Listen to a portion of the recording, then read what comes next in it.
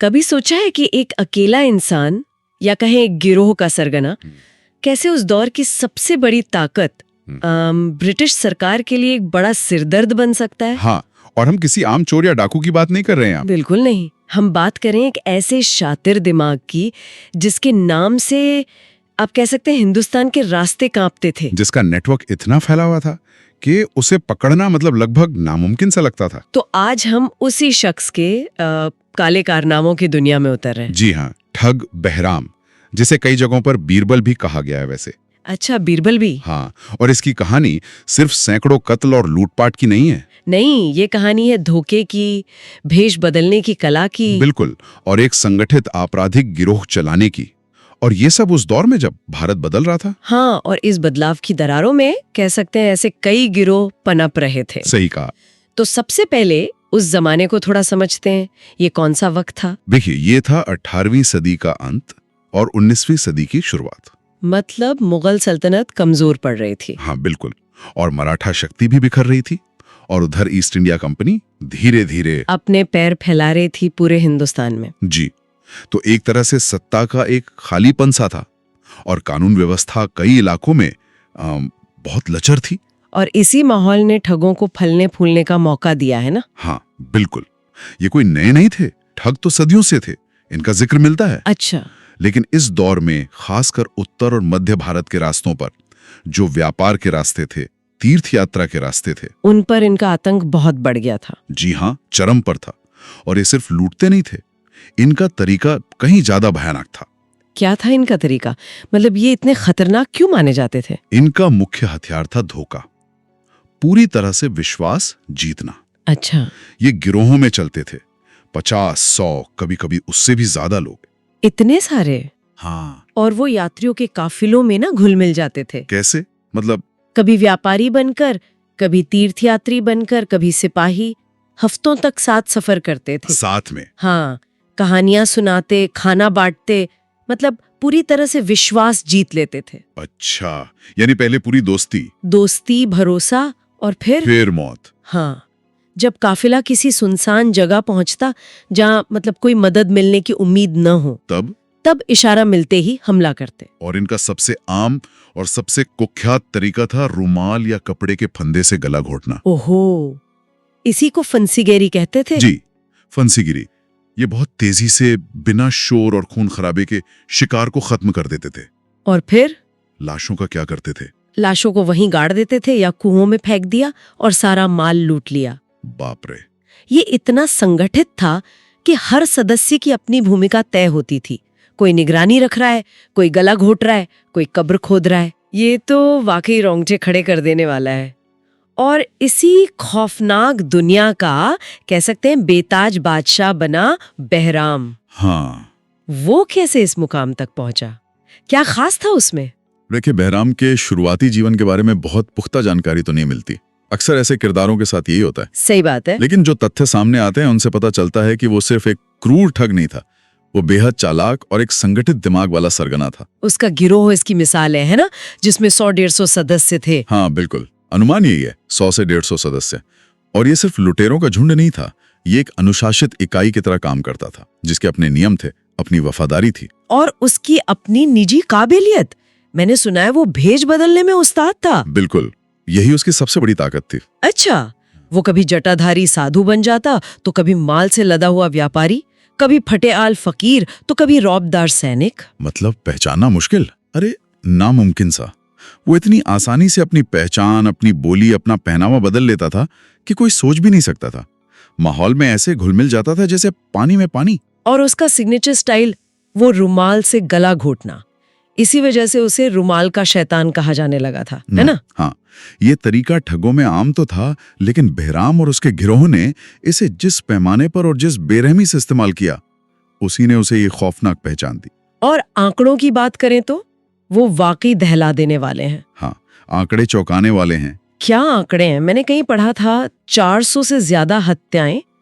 क्या ये सच हो सकता है? देखिए, ब्रिटिश रिकॉर्ड्स और कुछ ठगों के कबूलनामों के आधार पर यह आंकड़ा सामने आता है, 400 से ज्यादा कुछ जगह 900 तक का भी जिक्र है। 900? हाँ, लेकिन ये संभव है कि ये आंकड़ा सिर्फ बहराम के अपने हाथों हुई हत्याओं का ना हो। अच्छा, मतलब हो सकता है उसके पूरे गिरोह ने उसके नेतृत्व में जो कुल हत्याएं की, ये वो संख्या हो। फिर भी 400 भी बहुत ज्यादा है। बिल्कुल, ये संख्या उसके आतंक के विशाल पैमाने और उसकी क्रूरता की भयावहता को तो दिखाती ही है। सोचिए जरा, इतने सारे लोगों का गायब हो जाना बिना किसी निशान के। इसने यात्रा को कितना खतरनाक बना दिया होगा उस जमाने में। बहुत ज्यादा। ये अविश्वसनीय लगता है। उसकी ये सफलता, ये लगातार बच निकलना, क्या ये सिर्फ उसकी चालाकी थी या कुछ और भी था इसके पीछे? चालाकी तो थी, वो तो जाहिर है, लेकिन दो और बातें अहम थी। क्या? पहली, जैसा हमने कहा, उसका गिरोह चलाने का तरीका। वो अपने सदस्यों का ध्यान रखता था। अच्छा, कैसे? लूटे हुए माल का सही बंटवारा करता था, पकड़े जाने पर छुड़ाने की कोशिश करता था। इससे उसके गिरोह में उसके प्रति गहरी वफादारी थी। मतलब लोग आसानी से उसके खिलाफ नहीं जाते थे? बिल्कुल नहीं। और दूसरी अहम बात थी उस दौर की कानून व्यवस्था की अपनी सीमाएं। हाँ, वो तो थी ही। अलग अलग रियासतें थीं, बिखरा हुआ प्रशासन था और संचार की कमी। ये सब अपराधियों के लिए फायदेमंद था। तो बहराम इन दरारों का बखूबी फायदा उठाता था। हाँ, एक इलाके से दूसरे इलाके में गायब हो जाता था, कोई पकड़ नहीं पाता था। तो ये एक व्यक्ति की कहानी कम और एक तरह से कहें तो एक व्यवस्था की कमजोरी और संगठित अपराध के गठजोड़ की कहानी ज्यादा लगती है। आप इसे इस तरह बिल्कुल देख सकते हैं। एक मुख्य बात जो इन स्रोतों से उभरती है वो यही है कि बहराम की सफलता सिर्फ उसकी चालाकी पर नहीं टिकी थी, बल्कि उस दौर की व्यवस्था की कमजोरी पर भी। हाँ बिल्कुल, वो उस खाली जगह में पनपा जहां पुराना शासन कमजोर हो रहा था और नया ब्रिटिश राज पूरी तरह स्थापित नहीं हुआ था। वो इस संक्रमण काल का एक स्याह प्रतीक था। ठीक है, तो बहराम और उसके गिरोह का आतंक जिस पैमाने पे फैल रहा था, जाहिर है वो ब्रिटिश प्रशासन की नजरों से छिप नहीं सकता था। बिल्कुल नहीं। तो सवाल उठता है कि उस समय की सबसे बड़ी ताकत यानी ब्रिटिश हुकूमत इस अदृश्य दुश्मन से कैसे निपट रही थी? ये उनके लिए सिर्फ अपराध नियंत्रण का मामला तो नहीं रहा होगा? बिल्कुल नहीं, ये उनके लिए नाक का सवाल बन गया था। एक तो ठगों का बढ़ता आतंक उनके व्यापारिक हितों को नुकसान पहुंचा रहा था। कैसे? भाई, व्यापारी डर के मारे माल लेकर यात्रा करने से कतराते थे, रास्ते सुरक्षित नहीं थे। हाँ, ये तो है। और दूसरे, ये उनकी प्रशासनिक क्षमता पर और भारत में लॉ एंड ऑर्डर स्थापित करने के उनके दावे पर एक सीधा सवाल था। मतलब अगर वे अपने ही राज्य में यात्रियों की सुरक्षा नहीं कर सकते तो उनकी सत्ता का क्या मतलब? सही बात। बहराम और उसके जैसे ठग ब्रिटिश इकबाल के लिए, उनकी प्रतिष्ठा के लिए एक चुनौती थे। और यहीं पर विलियम स्लीमन का किरदार सामने आता है। हाँ, जिन्हें खास तौर पर ठगों का सफाया करने का जिम्मा सौंपा गया था। जी हाँ, कर्नल विलियम हेनरी स्लीमन एक बेहद काबिल और कह सकते हैं दृढ़ निश्चयी अफसर थे। वो उन्होंने कब चार्ज संभाला? उन्होंने 1830 के दशक में ठगी एंड डिकॉइटी डिपार्टमेंट का चार्ज संभाला और स्लीमन ने यह समझा कि ठगों से लड़ने के लिए पहले उनके तरीकों को समझना होगा, उनके नेटवर्क में घुसना होगा। तो उन्होंने एक बहुत ही व्यवस्थित तरीका अपनाया। हाँ बिल्कुल, सिस्टमैटिक अप्रोच था उनका। क्या तरीका था वो? उन्होंने ऐसा क्या अलग किया जो पहले नहीं हो पा रहा था? स्लीमन ने कई चीजें की। पहला, उन्होंने ठगों के बारे में जानकारी इकट्ठा करने का एक बहुत बड़ा सिस्टम बनाया। इसमें क्या क्या शामिल था? इसमें जासूसों का इस्तेमाल था, पकड़े गए ठगों से लंबी पूछताछ होती थी, उनके रीति रिवाजों, उनके संकेतों, उनके ठिकानों का दस्तावेजीकरण मतलब डॉक्यूमेंटेशन किया गया। अच्छा। दूसरा, उन्होंने ठगों पर मुकदमा चलाने के लिए विशेष कानून बनवाए। इससे उन्हें सजा दिलाना आसान हो गया। लेकिन उनकी सबसे कारगर रणनीति तो कुछ और थी, है ना? वो अप्रूवर सिस्टम। हाँ बिल्कुल, सरकारी गवाह बनाने की नीति, अप्रूवर सिस्टम, ये सबसे कारगर साबित हुआ। यानी गिरोह के ही लोगों को तोड़ना। लेकिन हमने अभी बात की कि बहराम के गिरोह में वफादारी बहुत थी। ये कैसे मुमकिन हुआ फिर? देखिए, ये आसान नहीं था, इसमें सालों लगे। स्लीमन और उनकी टीम ने क्या किया, उन्होंने पकड़े गए ठगों को मौत की सजा या लंबी कैद के बजाय माफी या हल्की सजा का लालच दिया। किस शर्त पर? शर्त ये थी कि वे अपने साथियों के खिलाफ गवाही दें और गिरोह के राज खोलें। अच्छा। शुरुआत में हिचकिचाहट थी, जाहिर है, लेकिन धीरे धीरे जब कुछ सदस्यों ने देखा कि भाई ब्रिटिश सरकार तो गंभीर है और पकड़े जाने पर बचना मुश्किल है, तब वे टूटने लगे। हाँ, जान बचाने का लालच वफादारी पर भारी पड़ गया। कुछ लोग टूट गए। तो ये एक तरह का मनोवैज्ञानिक युद्ध भी था, डर और लालच का इस्तेमाल करके गिरोह की एकता को तोड़ना। बिल्कुल। स्लीमन ने ठगों के आपसी भरोसे को ही हथियार बना लिया। उन्होंने तो ठगों की वंशावलियां तक तैयार करवाई थीं। वंशावलियां? क्यों? ताकि उनके पारिवारिक रिश्तों को समझा जा सके, उनकी कमजोर कड़ियों को पहचाना जा सके। और बहराम जैसे शातिर सरगना को पकड़ना तो स्लीमन के लिए एक जुनून बन गया था। वो बार बार उनके जाल से बच निकलता रहा, कैसे? कभी भेष बदलकर, कभी अपने नेटवर्क की मदद से।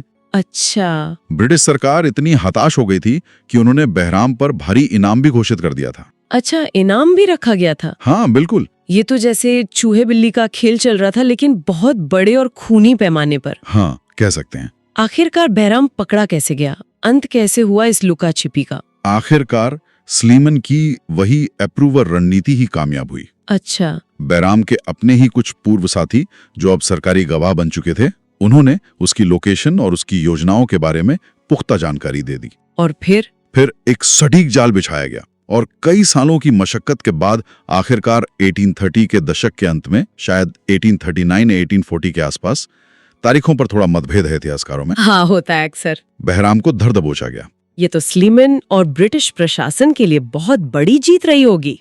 जाहिर है बहुत बड़ी सफलता थी ये। गिरफ्तारी के बाद क्या हुआ? क्या बहराम ने अपने गुनाह कबूल किए या वो मुकर गया? नहीं, जो दस्तावेज मिलते हैं उनके अनुसार बहराम ने पूछताछ के दौरान न सिर्फ अपने गुनाह कबूल किए, अच्छा, बल्कि कथित तौर पर बड़ी शान से और बिना किसी पछतावे के अपनी सैकड़ों हत्याओं का जिक्र किया। बिना किसी पछतावे के? हाँ, कुछ विवरण तो यहां तक कहते हैं कि उसने अपनी पीली रुमाली जिससे वो गला घोंटता था वो दिखाई और उस पर लगे निशान तक दिखाए। बाप रे, ये तो उसके अहंकारी और शायद समाज विरोधी व्यक्तित्व की ओर इशारा करता है। बिल्कुल, उसे अपने किए पर कोई शर्मिंदगी नहीं थी, ऐसा लगता है। और सजा जाहिर है मौत ही मुकर्रर हुई होगी। हाँ, कितने संगीन अपराधों के लिए उसे फांसी की सजा सुनाई गई और उसे फांसी दे दी गई। तो बहराम की मौत सिर्फ एक कुख्यात अपराधी का अंत नहीं थी। नहीं, बिल्कुल नहीं। इसे भारत में संगठित ठगी के उस विशाल और खौफनाक साम्राज्य के ताबूत में आखिरी कील की तरह देखा जाता है। मतलब ठगी के अंत की शुरुआत। हाँ, कह सकते हैं। हालांकि ठगी पूरी तरह खत्म होने में और समय लगा, लेकिन बहराम जैसे बड़े सरगनाओं के पकड़े जाने और सजा पाने से ठगों का मनोबल टूट गया और उनका नेटवर्क बिखर गया। तो अगर हम पीछे मुड़कर देखें, बहराम की कहानी हमें क्या बताती है?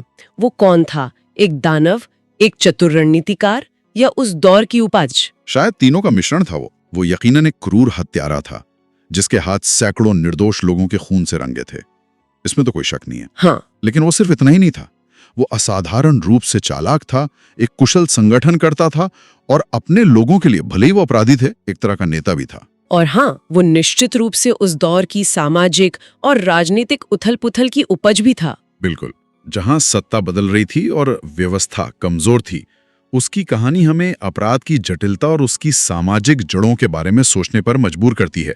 एक बात और, जैसा कि स्रोतों में भी इशारा मिलता है, उसकी कहानी ये भी दिखाती है कि अपराध चाहे कितना भी संगठित हो, कितना भी चालाकी भरा या क्रूर क्यों ना हो, हाँ, अंततः कानून और व्यवस्था के सामने हार जाता है। देर लग सकती है, बड़ी कीमत चुकानी पड़ सकती है, लेकिन अंत निश्चित होता है। बिल्कुल सही कहा। स्लीमन के अथक प्रयासों और एक व्यवस्थित प्रणाली ने आखिरकार बहराम के आतंक का अंत किया।